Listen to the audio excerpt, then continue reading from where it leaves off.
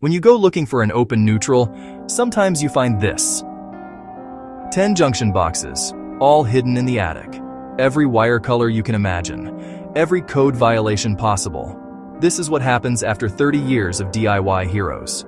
And my cousin knows electrical work.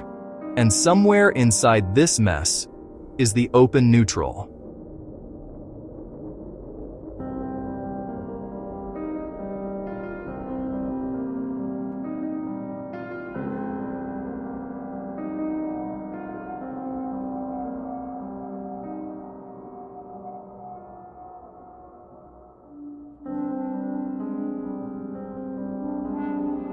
Finding the open neutral here is like searching for a single hair in a haystack.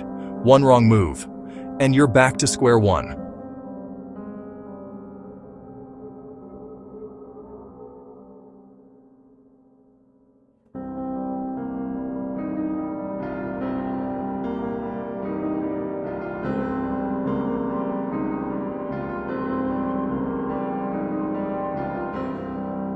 So where would you start? Box 1? Box 10? Or would you just walk away?